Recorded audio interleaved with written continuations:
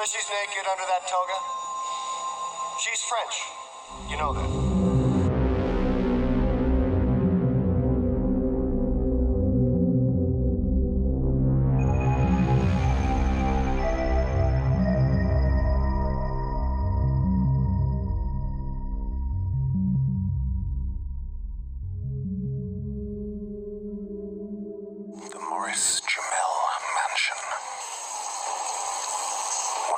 Houses in Manhattan, this stately Georgian mansion in Washington Heights was built by Roger Morris, a colonel in the British Army in 1765.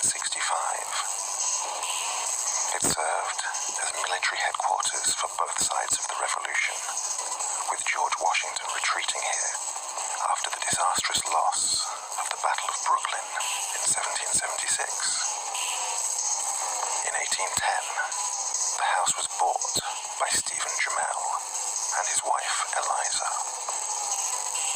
After his suspicious death, she remarried in 1832 to Aaron Burr, the former vice president and the killer of Alexander Hamilton.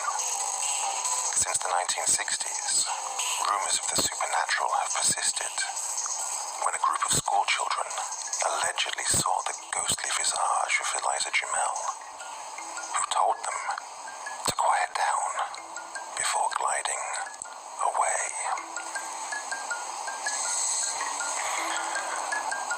The Dakota Building. The Dakota is renowned for its scene-stealing role in Roman Polanski's 1968 horror classic, Rosemary's Baby, and as the site of John Lennon's assassination. However, this legendary Central Park West building has a long history of supernatural encounters in its own right. Over the years, workers and residents have reported seeing a friendly little girl dressed in turn-of-the-century clothing, an adult with the face of a small boy, and even the ghost of Lennon himself.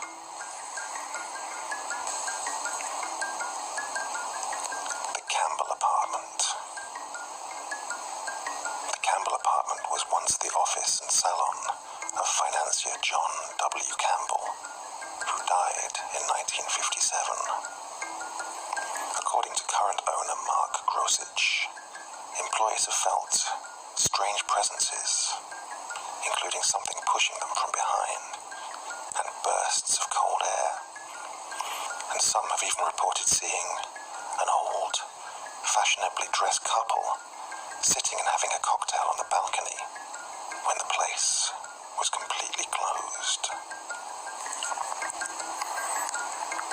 The House of Death.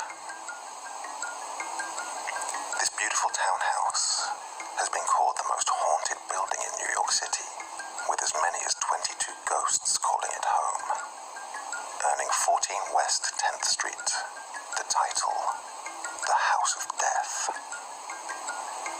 Mark Twain lived here from 1900 to 1901 and claimed that he himself experienced supernatural incidents. Throughout the 20th century, this was the site of several gruesome incidents, including a murder-suicide and the beating to death of 6-year-old Lisa Steinberg. The spectre of Twain himself has been seen ascending the staircase on many occasions.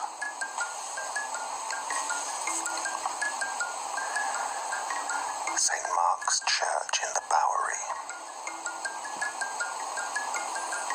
St. Mark's Church in the Bowery is the second oldest church in Manhattan, splitting from Trinity Church in 1799. Built on Dutch colonial Governor Peter Stuyvesant's family farm, legend has it that the cantankerous peg-legged Dutchman still haunts the area. He has been known to harass clergymen and parishioners, ring the bells, and loudly interrupt services by stomping around and singing Calvinist hymns in Dutch. Apparently, English Episcopal hymns simply don't agree with him. The Merchant's House. While some haunted houses might try to lose their notorious reputations, the East Village's Merchant's House Museum does not. Built in 1832 and later bought by wealthy merchant Seabury Treadwell, the museum is an immaculate look into the personal, domestic lives of the 19th century cultural elite. Although the ghost of Treadwell's daughter still haunts the place. The Manhattan Well.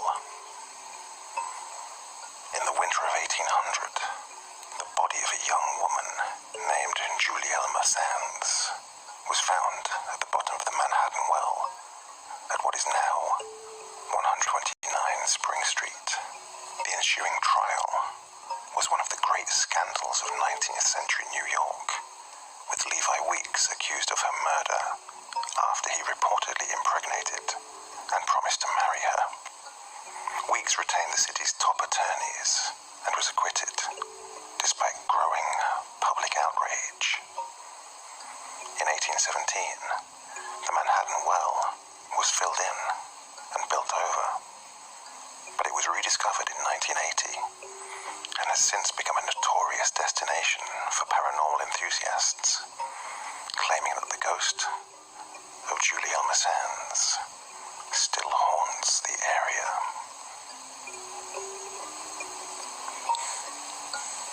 The Conference House. Located at the southernmost tip of Staten Island, this colonial manor was used by Loyalist Colonel Christopher Billop as a way station for British forces during the Revolutionary War. It also hosted the unsuccessful Staten Island Peace Conference on September 11th, 1776, with Benjamin Franklin, John Adams, and Edward Rutledge in attendance.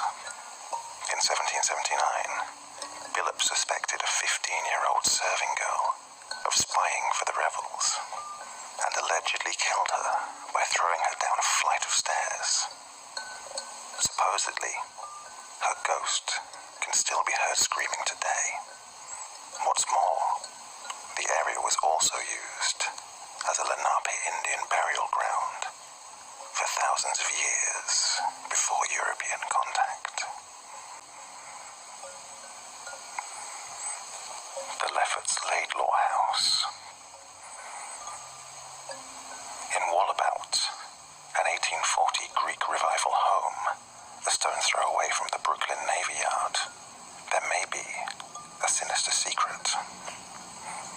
One December evening, in 1878, resident Edward F. Smith reported hearing a knock at his door, but when he went to answer, there was no one to be found.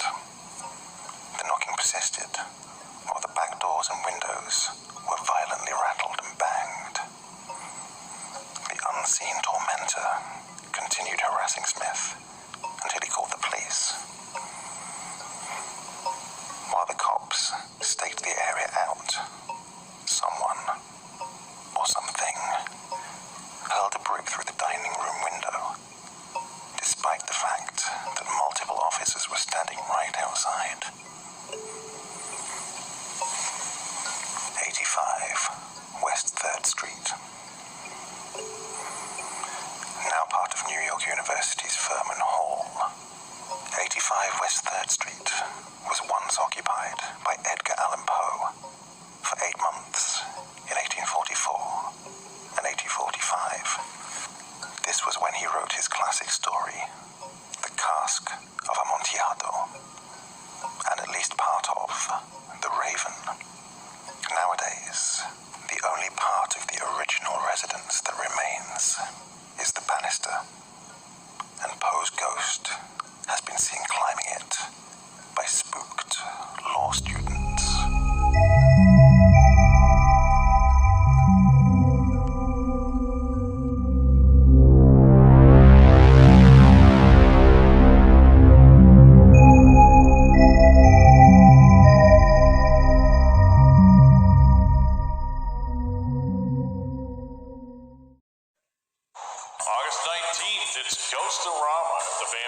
Poorhouse Museum in Hartford, Michigan, right off Red Arrow Highway. It goes from 11 to 7 and it's free to the public. What is it, you ask? It's a paranormal meet and greet, monster car show, vendors, entertainment, and much, much more. Come and see us at the Van Buren Poorhouse Museum in Hartford, Michigan, right off Red Arrow Highway. 11 to 7, open to the public, and after hours ghost hunt begins from 9 to 11. Be there or be square. August 19th, Ghost-O-Rama.